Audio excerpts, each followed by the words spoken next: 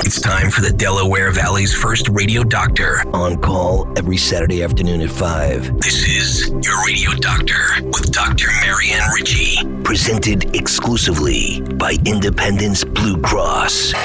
Your health determines your life, your longevity, and your happiness. Let your radio doctor lead the way with your medical education.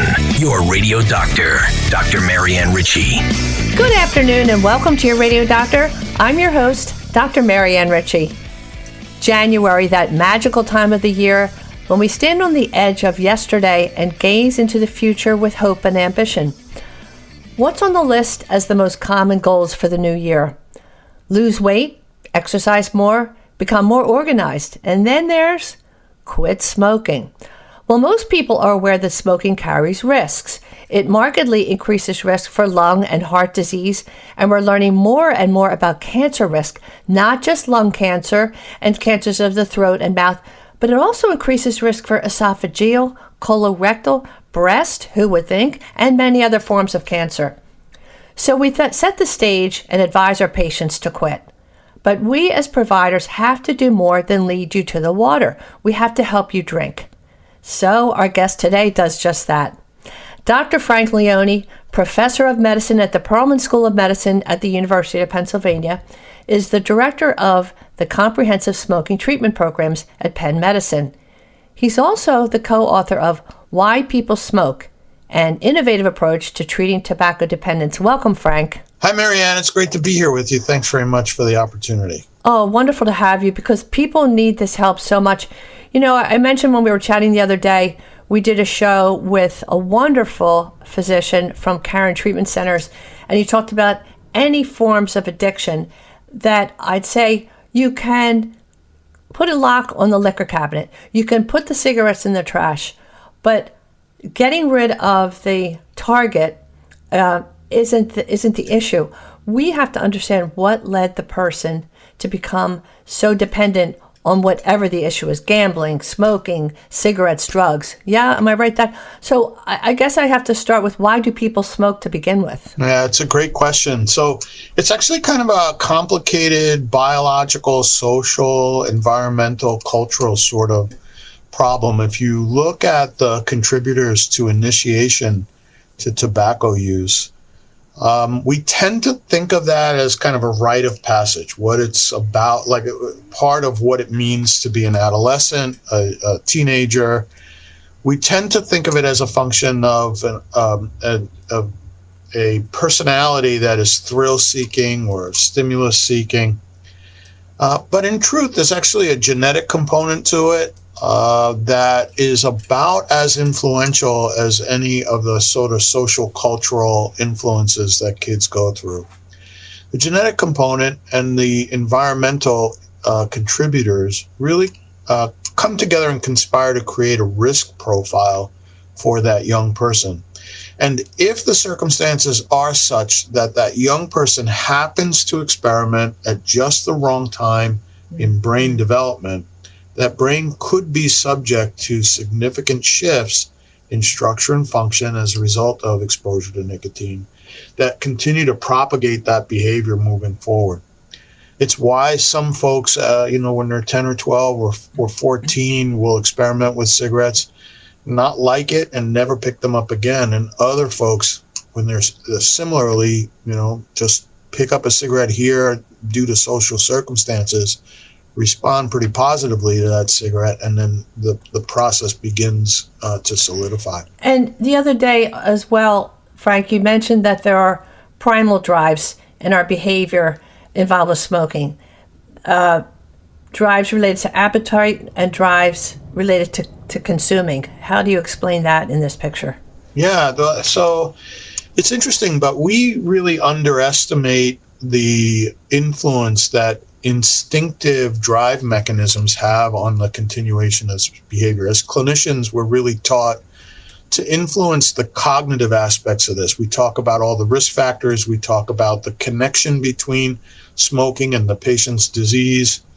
We talk about the benefits that the patient should expect to enjoy if he or she puts the cigarettes down before things get too bad. The problem is that underneath all that cognitive processing, there are instinctive drive systems that have been distorted and are pushing the patient to continue to engage in that behavior. When you think about instinctive drive, you're really thinking about survival mechanisms. And survival behaviors can really be broken down into those two basic categories. There are sort of appetitive behaviors where we're activated and we're sort of sniffing around or agitated, sort of looking to complete a survival process. And then there are consummatory behaviors where we close the loop and complete that survival behavior. So it might be about eating, or it could be about finding a mate, or it could be about finding shelter, about finding water. Appetitive behaviors drive the behavior forward. Consummatory behaviors send the signal that the loop has been closed and everything's going to be all right. A lot of the smoking behavior is about nicotine's ability to stimulate or promote or facilitate a generalized appetitive state in that patient, where they're agitated and uncomfortable, sort of unsettled really is a better word, until they close the loop and light up that cigarette, take a few puffs, and the consummatory behaviors complete the picture. So that's a really important point. And when you say appetitive, so our listeners know, you're relating that to appetite. It's an adjective for the drive that makes you want to eat to stay alive. Obviously, the cavemen would get hungry and go searching for chocolate candy. But so that answers the question. Once a person is facing a medical issue and you say, hey, listen, your lung function studies, because you're a pulmonary specialist, you're starting to have trouble when you go up a flight of steps. Your lungs are becoming impaired. You might have early COPD or chronic lung disease. You can tell the person, listen, I'm concerned this is going to gallop. If you stop now and you're only 45 or 50, you have time to heal and start fresh. And you advise people to quit. That's probably why the person has trouble quitting, because their brain has already been geared up by that nicotine. And without it, they get agitated and they can't close the loop of, I'm hungry, I'm going to search for food, I've eaten, and now I'm satisfied. That's a really good way to think about it. And I think in the clinic, one of the problems we face is that because the consequences of smoking can be so severe, let's use your example. I'm sitting in front of an older person who's developing significant shortness of breath, wheezing, they're at risk for exacerbations, admission to the hospital, etc. Those consequences of continued tobacco use are extremely severe, and I start to get agitated myself. I start to feel the clock ticking, and I need this to change sooner rather than later. What we tend to do in response to that is we tend to turn up the heat. You really need to stop smoking, Marianne. Or, hey, listen, if you don't stop smoking, I'm really worried that your COPD is going to get a lot worse. In response to those threats to survival, the mechanisms are such that the survival structures in the brain begin to try and close the loop and actually resolve that survival threat by finding a source of safety and security and correctness. And in this case, it turns out that that source of safety and security actually turns out to be nicotine. So if a person quits smoking, you often hear people say, oh, I gained weight because I replaced that oral need. I'm not a psychiatrist or a psychologist, but I remember studying Freud in medical school, and there's some people become arrested in the oral stage of life, others in the anal stage of potty training stage of life. So does that relate to that oral need? Once somebody's used to putting a cigarette in and then you say no more cigarettes, do they start eating candy or some other comfort food that makes them feel like that circle of appetite and consumption is closed? Yeah. So you're not alone, Marianne. Don't feel bad. I think there's probably a little bit of armchair Freudians in all of us. I would suggest to you that the concept that this is about some level of oral stimulation or needing to raise up something to your lips is an incomplete concept. If it were the entirety of the answer, then we could probably put a pencil in our mouth or a carrot stick or a cinnamon stick, and with more reliability, actually help people stop smoking. It's not that that's not important. It's just that it's not the whole answer. What turns out to be the answer is that the act of bringing the cigarette up to the mouth is the prerequisite for the delivery of nicotine to the brain. And in that circumstance, nicotine is really acting as an imposter safety signal, closing the loop that says, okay, you needed to behave in a way in order to ensure security. You did behave in a way to ensure security. The rest of the brain can go back to business as usual and not really have to worry about this, quote, threat circumstance anymore. So I guess the question is the behavior of dependence on smoking an outward manifestation of some other issue? And if so, when we talk to a new patient or update a patient we've already known and seen in the past, when we get to the social history, we ask, what brings you in today? I have a headache, or my leg hurts, or whatever the current problem is. And then we review their past medical history, any surgeries, and what we call social history for our listeners. Do you smoke cigarettes? Do you drink alcohol? How much? All the daily activities that could involve disease risk. Maybe when we ask the history, do you smoke cigarettes, yes or no? And if they say yes, how many? Maybe we have to dig a little more deeply when we get to that point and say, is there a better approach to taking that history? What, should we review the long and short-term consequences? What makes you, do you feel, how do you go about digging in a little more deeply there? Yeah. So this is an interesting point. So when I talk to clinicians, I tell them to think about the smoking behavior as the cardinal sign of the underlying compulsion to smoke, right? Tobacco dependence is an obsessive compulsive related disorder. Mm-hmm. And so then we can talk a little bit about taking an appropriate history that uncovers a lot of that, the compulsive elements of the behavior. But the outward behavior is really just a sign to us. It's not the whole problem. The problem is what's driving that behavior. What a logical explanation. Let's take a little break, and when we come back, more with Dr. Frank Leone, the director of the Comprehensive Smoking Treatment Programs at Penn Medicine. Thanks for listening to Your Radio Doctor with Dr. Marianne Ritchie, exclusively presented by Independence Blue Cross. If you have a question for the medical mailbag, just send a note to doctor@yourradiodoctor.net. Welcome back to Your Radio Doctor. We are so pleased to have our special guest today, Dr. Frank Leone from Penn Medicine. Frank, we're talking about quitting smoking, and we can't just scratch the surface and say, take those cigarettes and toss them. We have to help understand why a person chooses to smoke to begin with and what satisfaction they get from it, or what ease of anxiety.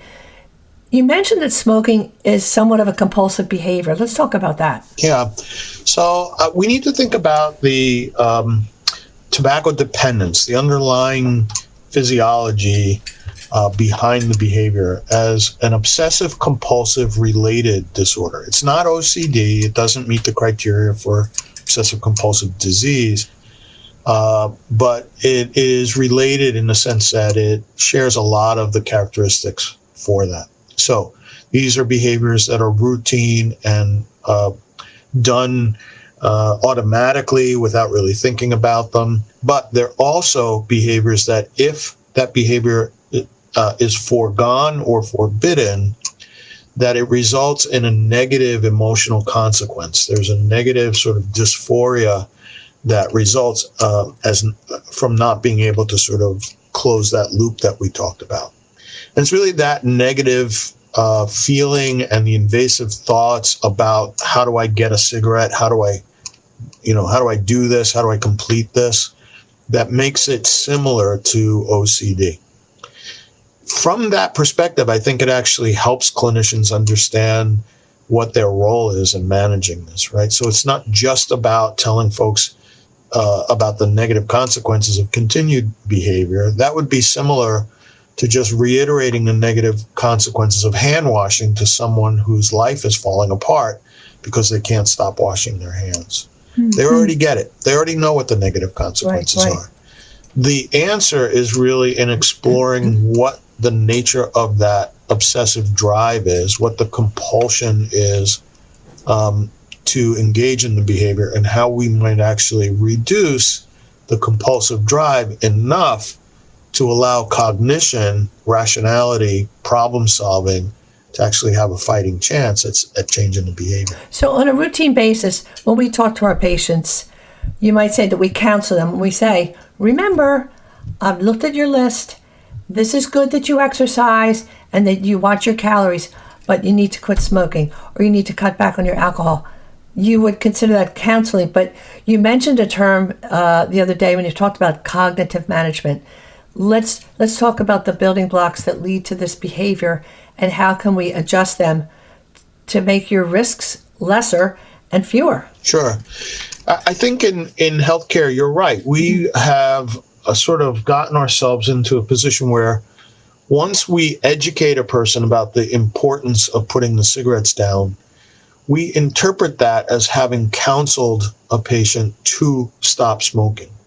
But that's really sort of a vague use of the word counseling. The way I like to think about our role is in terms of the process, like counseling a person how to quit smoking or what to think about in order to actually move the ball downfield. In that case, what you're really doing is managing the cognitive environment, like what people are thinking, how they're feeling, how they understand the problem, the behavioral strategies that they might use, and what the role of medication is in order to actually move them ever closer to the outcome. The goal outcome that you're shooting for is a shift in that behavior, the abstinence. And all of us have as our overall goal continued abstinence and risk reduction, but it's really about focusing on the process of how to get there. So what's cognitive management sort of feel like? Well, you'd be surprised at how familiar it is. And in essence, what cognitive management is kind of validating the behavior for the patient, explaining to them why it happens, what's going on in the brain, how nicotine affects survival drive, and how that manifests itself in their daily life. Really undoing all of the pressure and all of the urgency that's really around achieving the outcome on a contracted or very short time frame, and basically saying we'll work together to create this joining effect where we're going to work together to solve these problems, and creating essentially what the psychologists refer to as a positive affective environment, right? So you're basically saying, look, it's not you, it's the nicotine. This is a problem that is solvable. We'll have to work together to find those solutions, and injecting hope into the situation. And I think once you do that, then you're in a position to be able to try a variety of different interventions of the pharmacotherapy and move the patient forward. And I'm sure, I know every story is different, whether it's, belly pain or stopping smoking.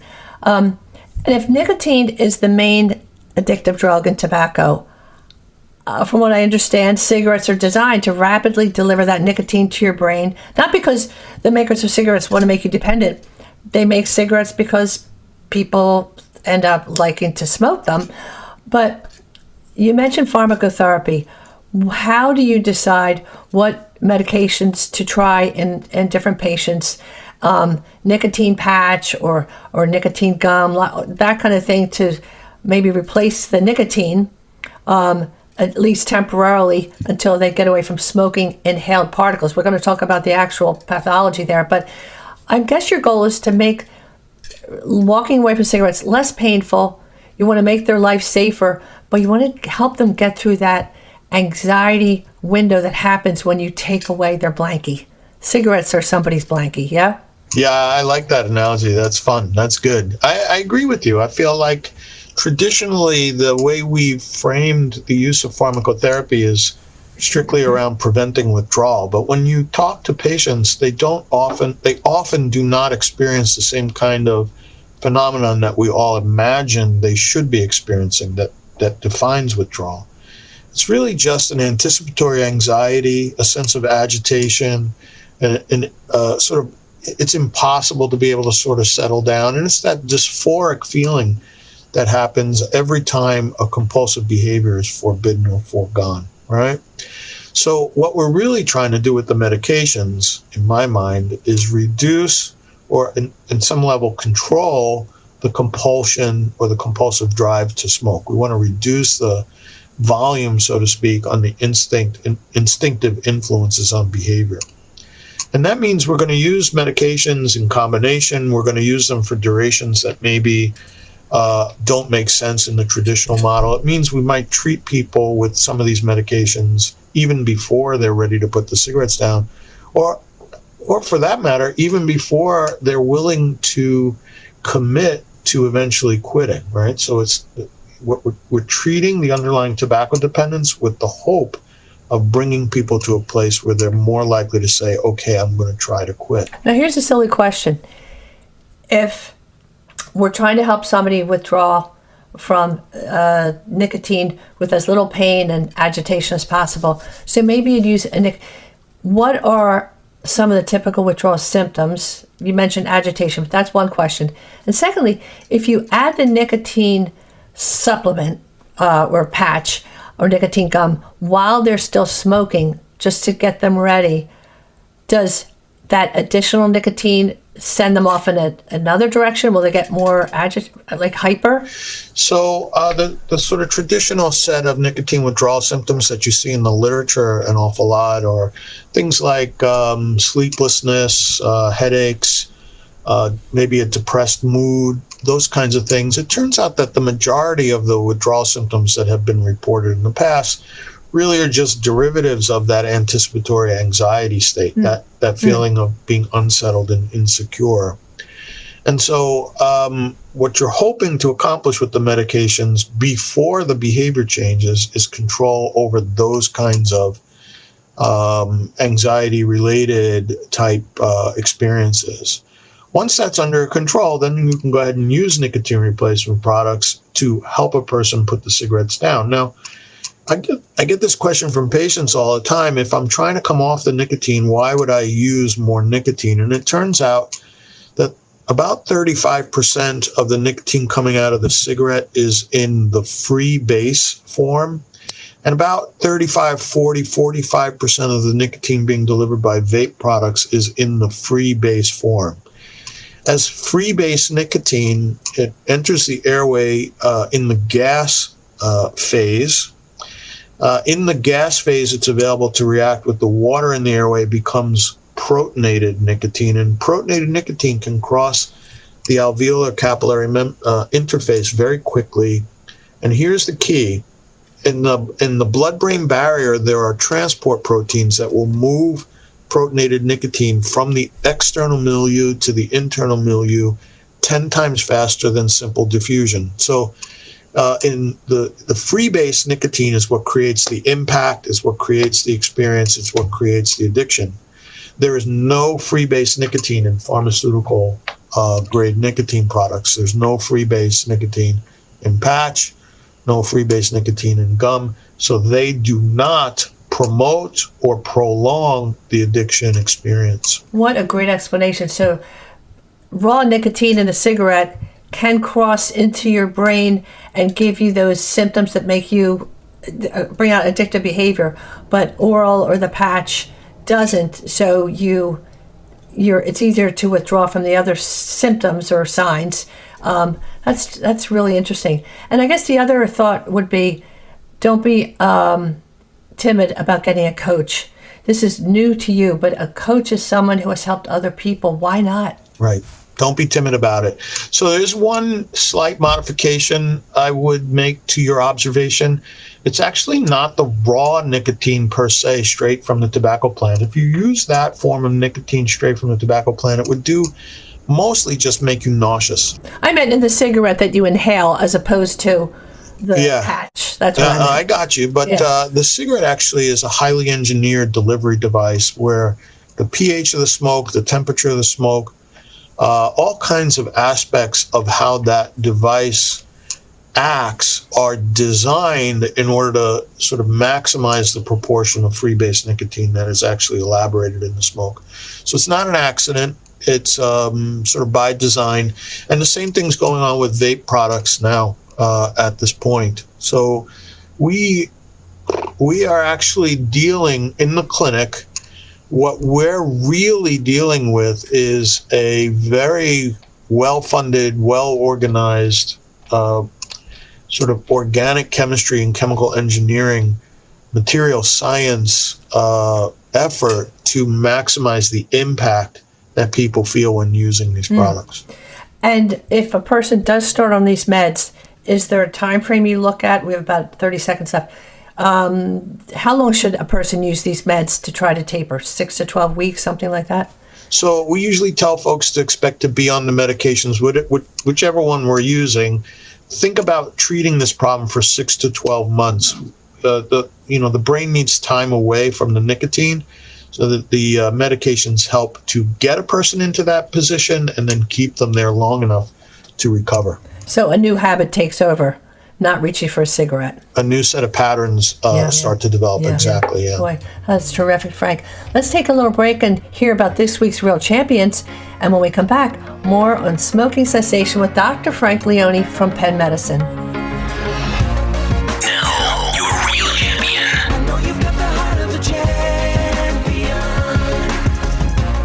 And now for your Real Champion. I call this segment Off to a Running Start. Whether it's completing medical school or an actual marathon, both challenges are about survival. Medical school is a grueling chapter for a physician in training, long days with hours of intense study and research fueled by a commitment to a life of service.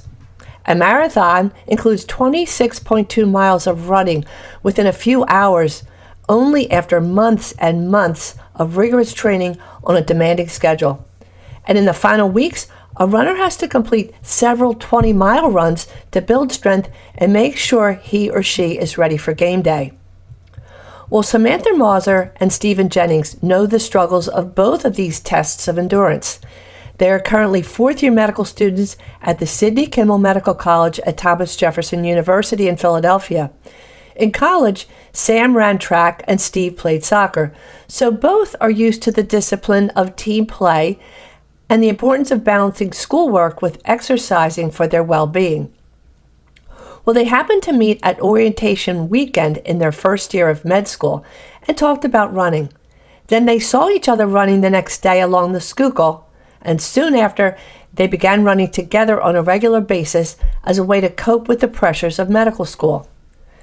Now, Steve was not always drawn to running per se, but during the pandemic, his close friend was working for the Children's Brain Tumor Foundation and challenged him to run a marathon to raise money for these children.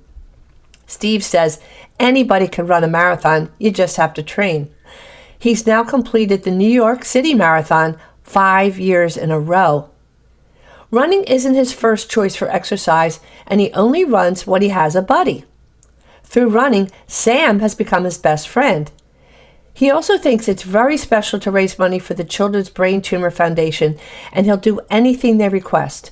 Mentor survivors, participate in Zoom segments, review applications for scholarships for survivors. As with other families, several of Steve's relatives have been affected by cancer. And like medical school, putting himself through a marathon is rough, but the stories of families and survivors have inspired him to help. It's very important to get involved. Samantha has run 4 marathons, and when she trains, she posts short video clips on social media. On a 10-mile run, she marks each mile with a little report like, "It's really hot today, but I just ran 10 miles. Maybe you can give me $10. It's great to see people rally, she says, and didn't expect the great response she has gotten. Most donations are small, but range anywhere from $2 to $300. Sam says, "I worked hard in medical school to do things not just to build my resume.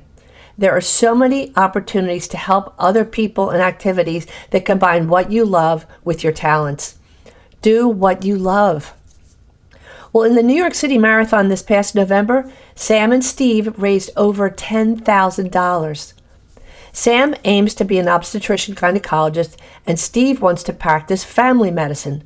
Both are well on their way to becoming great physicians. They welcome the challenges of med school and long-distance running with discipline and a positive attitude.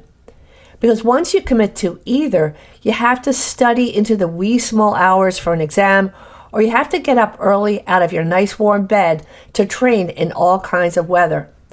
They're just starting on their journey of healing, but they're off to a running start. We salute you, Samantha Mauser and Steve Jennings. You're real champions.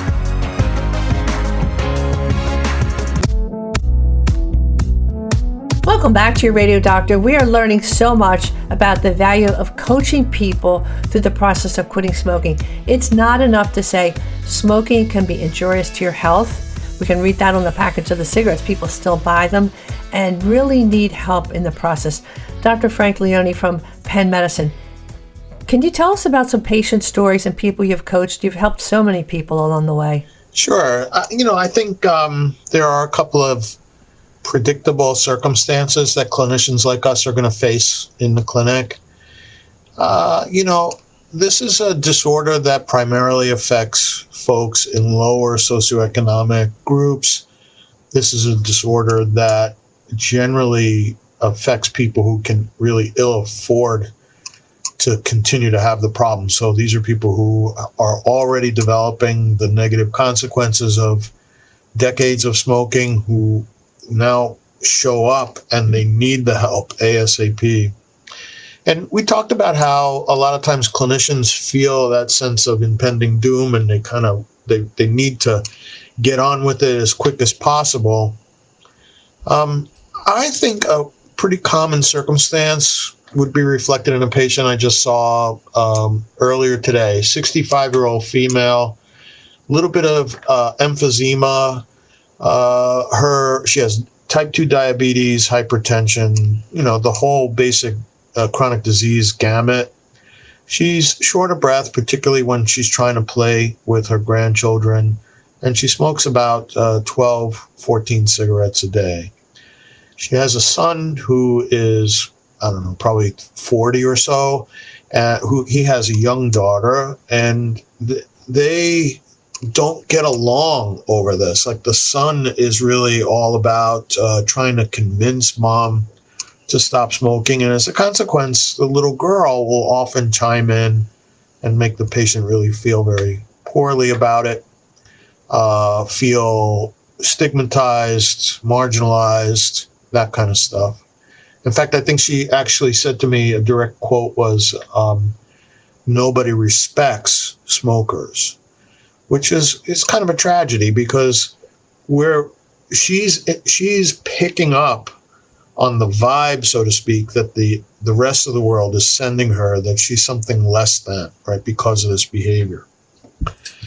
So we talk about, putting the cigarettes down, and instantly the anxiety level goes way up. And so the questions begin to start, and the shifting in the seat begins to start, and that won't work begins to start.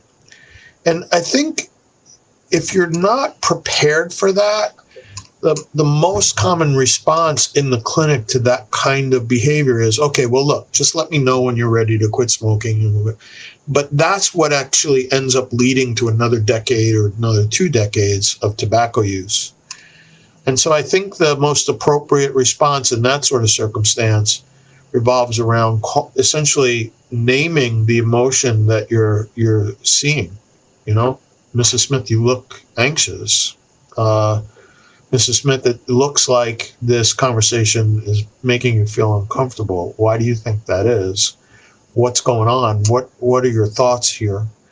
And I would say that in the face of that initial anxiety, the tactic in the clinic needs to shift away from delivering information toward asking several open-ended questions.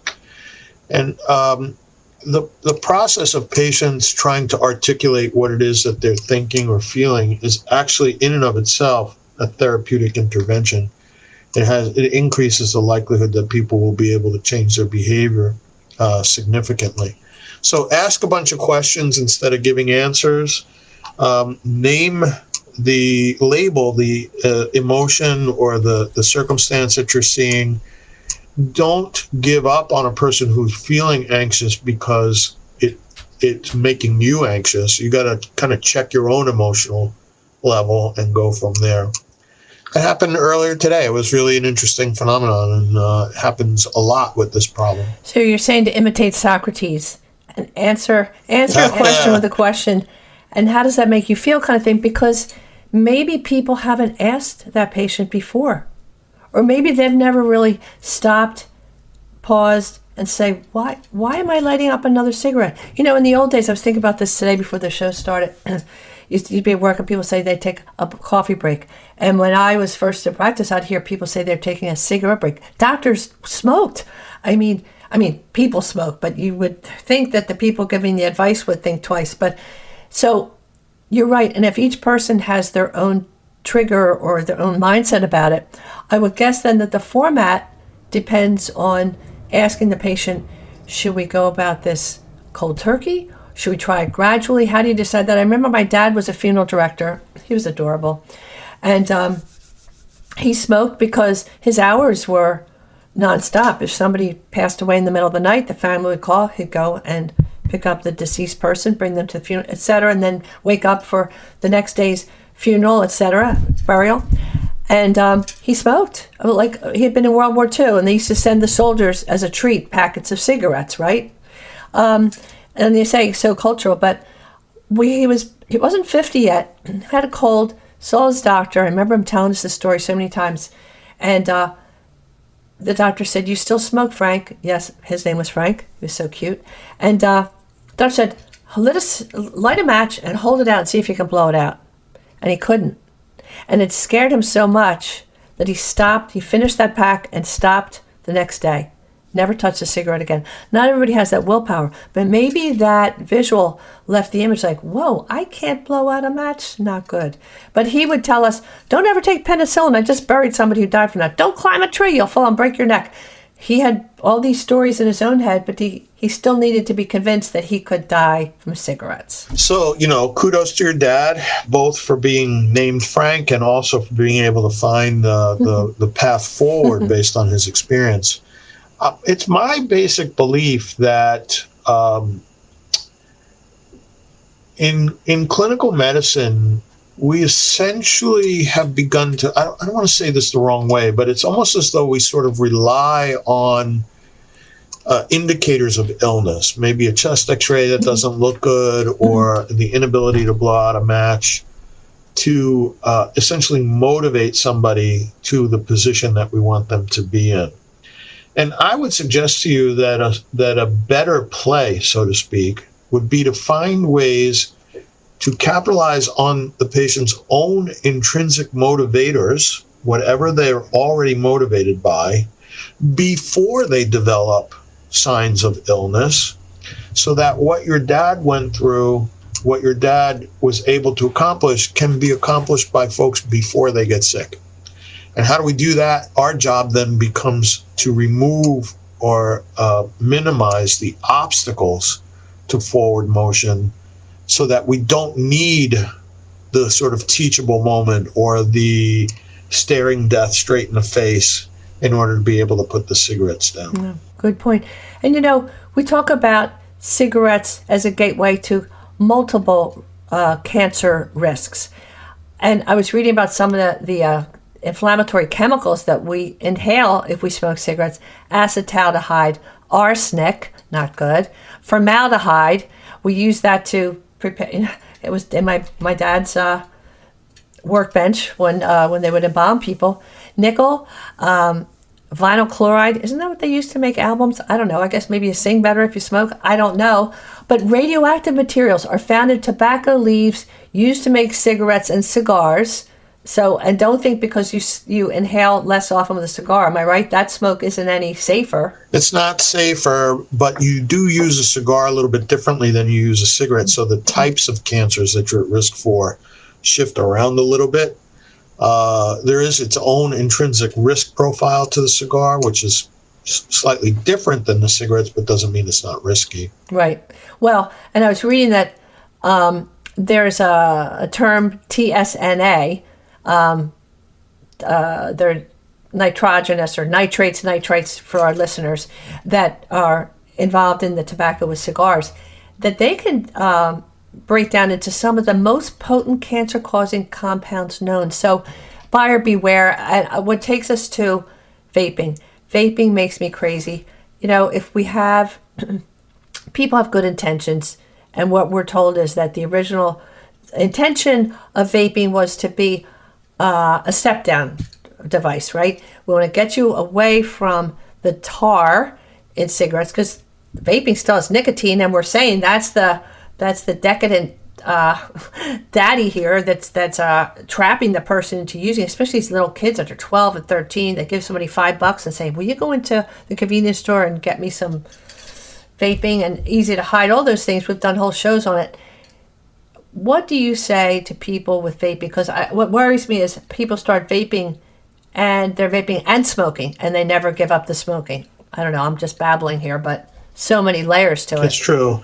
So you can think about vaping as two separate social phenomena. One is the young person, 21, 22, 23, who picked up vaping a couple of years ago, is doing it in college because it's a sort of cultural thing.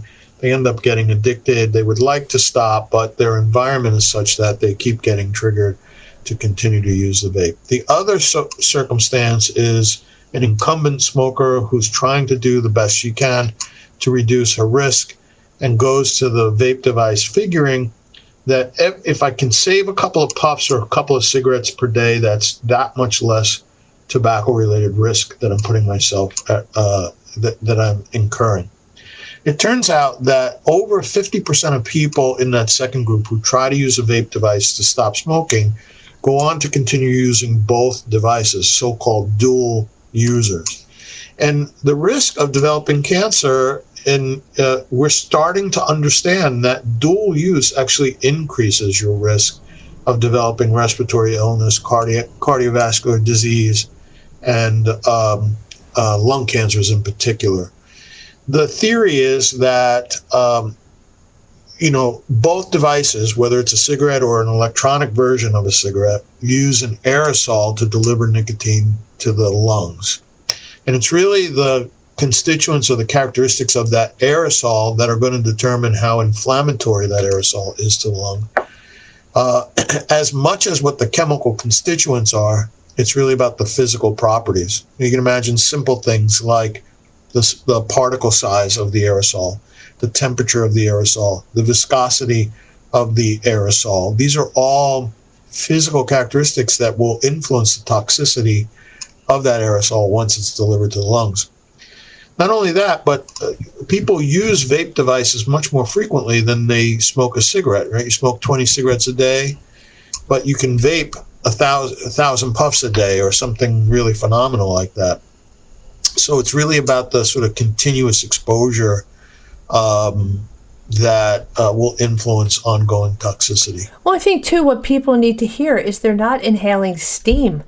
The breakdown products of vape, you're inhaling inflammatory stuff. You shouldn't, the bottom line, what you're saying is you shouldn't inhale anything. If you see a house on fire, would you walk in and take a deep breath? Probably not. That's what causes people to die. God bless these poor people in LA. But the formaldehyde and acetaldehyde are some of the breakdown products of vaping. They're up there with big old cancer-causing agents. It's just we don't have enough data, hasn't been around long enough to be able to say for sure. But I think if you gave me something to vape, I'd say no thank you. And the other thing is they're not regulated. One packet of, or whatever the quantity is, can have as much nicotine as an entire packet of cigarettes. What does that do to anybody but a 12-year-old, a 13-year-old? How can we turn our heads and not somehow be more aware of that? So the current fourth generation nicotine delivery devices are very efficient at delivering nicotine, and as a consequence can generate very high nicotine levels in the blood. In addition, a lot of the flavors and whatnot that go into making these products are themselves reinforcing and will increase the addictive capacity. So it is a very complicated situation. It would be nice if they were regulated, but because of the way the laws are written, they fit into a very specific, I don't want to call it loophole, but it's a very specific category of product that has a limited regulatory environment surrounding it. Then Dr. Frank Leone, by the power invested in my magic wand, I will drive you to Capitol Hill. I think that should be your new campaign to stop vaping. It just seems so paradoxical to me. I don't know, but and you've emphasized. We're going to talk about your book in our last segment, but it's more than just risks to your physical health. Smoking can also have an impact on your behavior, relationships, alter certain turning points in life. Where do you decide to intercede as a physician? People send patients to you. How do the gatekeepers, the primary care docs, the lung docs, say it's time to go see Dr. Leone? I think, a lot of clinicians do their best to manage this problem and intervene. And frequently what's happening more recently is that clinicians give it 1 or 2 or 3 tries, and they try and use some of the medications or maybe the concurrent pharmacotherapy that the patient is on for other problems might be very complicated. And then they just want, a consultant's sort of helping hand, just like any other problem. If I had a patient with GI distress, I would send them to you. If you have a patient where you're not sure exactly what to do next about their tobacco dependence, you'd send them to me. And that's how we deal with it. We communicate with their referring physicians and make sure that the treatment plan aligns with the overall treatment approach to that patient. The whole person. The whole person. Let's take a little break, and when we come back, our weekly wrap-up. Welcome back to your final segment of Your Radio Doctor, which we call Your Weekly Prescription. I am so happy that our guest, Dr. Frank Leone from Penn Medicine, who is the director of the Comprehensive Smoking Treatment Programs, is now going to share information about why people smoke, an innovative approach to treating tobacco dependence, a book that he co-authored and is so helpful. Tell us about that, if you would, Frank. Yeah, thanks for bringing that up, Marianne. I appreciate it. So that was a labor of love. It was the kind of thing that my partner and I were really interested in putting together over the years. We've been involved in educating clinicians and of various stripes about the problem and how to approach it. And it had always been a goal of ours to put the written word together and turn it into essentially a clinical manual. Sarah Evers Casey is an MPH, Master's of Public Health, but she's a master tobacco treatment specialist and spends her time doing a lot of the initial interviewing and sort of some of the counseling and kind of assessing what the holistic picture is of a patient's environment, their family, the home environment, et cetera. And then we work together to develop a comprehensive treatment plan for that person.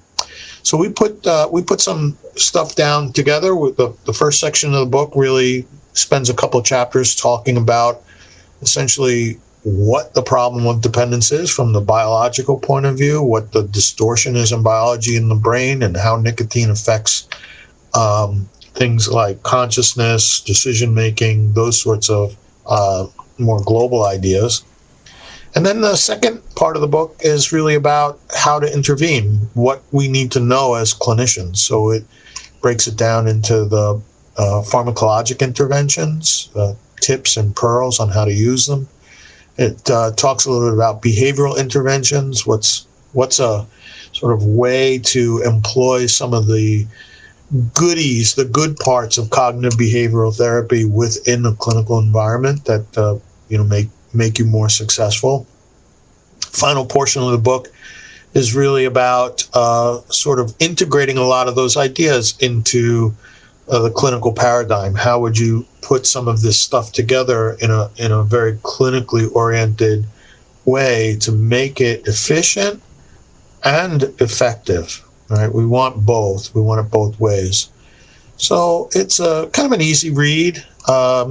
It's designed for people who really don't have any background in this area, but That's what I was going to ask, if it's for clinicians or lay people or both, it sounds like. well, I think the motivated layperson could read it and get an awful lot out of it, but it's really about how to help someone else stop smoking. So it's not a how-to book No.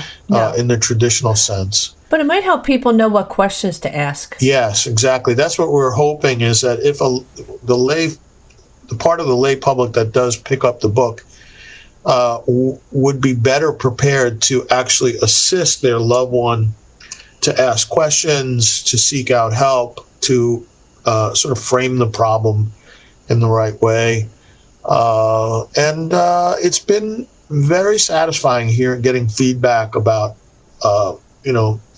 the impact that the book has had on colleagues across the country and other folks who have read the book. I mean, really, with your experience and Sarah's experience, why reinvent the wheel? You've put it, as you say, into a manual. That's my favorite type of book, is a manual that it's in categories, and I don't have to rethink it. It's there and it's in plain language.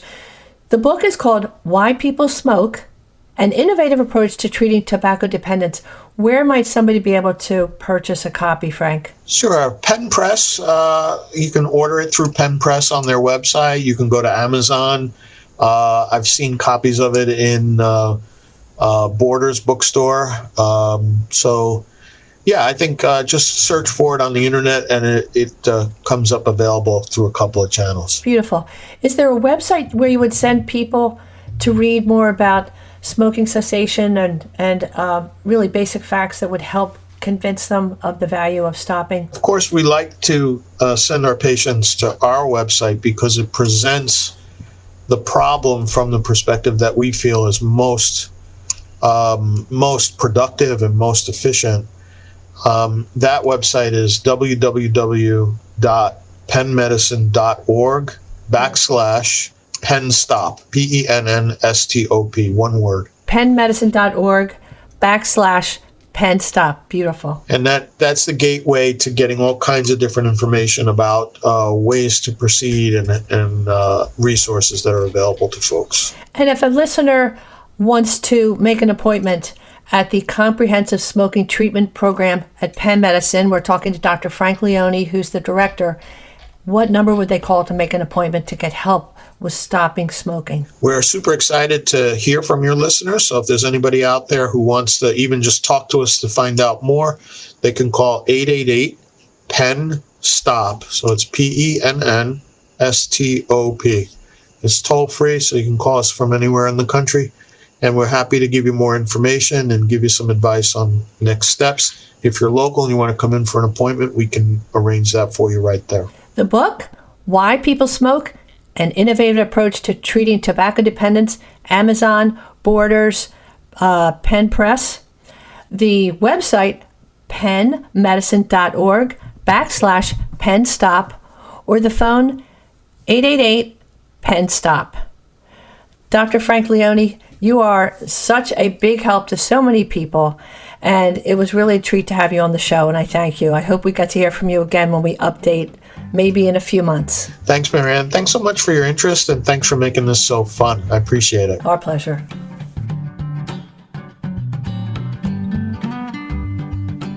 Thanks for listening to your radio doctor every Saturday afternoon at 5 here on Talk Radio 1210 WPHT. Listen to all of our shows at your convenience on Odyssey.com, AUDACY.com. Thanks to our exclusive sponsor, Independence Blue Cross, for their continued support. And now, watch every show on YouTube. Just search Your Radio Doctor, and please subscribe to our YouTube channel. It's free. YouTube. Search Your Radio Doctor, and please click on subscribe. It's free. Our listenership continues to grow. We invite you to partner in the show as a sponsor. We'll help you share your message. Contact me through email. Send a message to info@yourradiodoctor.net. info@yourradiodoctor.net. And please pray for the many people and families in Los Angeles who have lost loved ones, been injured, or lost their homes, and the people in North Carolina and Florida who are still suffering since the hurricanes, and all the people without homes right here in Philadelphia, desperate for our help. We continue to pray for peace in our world, peace in our beloved country, in our families, and in each of our own hearts. This is your radio doctor, Dr. Marianne Ritchie, wishing you a happy, healthy, and safe week with the ones you love, and always here to remind you that your health is your wealth. Thanks for listening to your Radio Doctor, Dr. Marianne Ritchie, presented exclusively by Independence Blue Cross. To contact Dr. Marianne and to listen to today's show as well as past shows, visit yourradiodoctor.com. This program is paid for by Your Radio Doctor, LLC. All opinions or statements expressed on this program are solely those of Your Radio Doctor and their guests and do not reflect the opinions of WPHT or Odyssey. Today's program has been pre-recorded.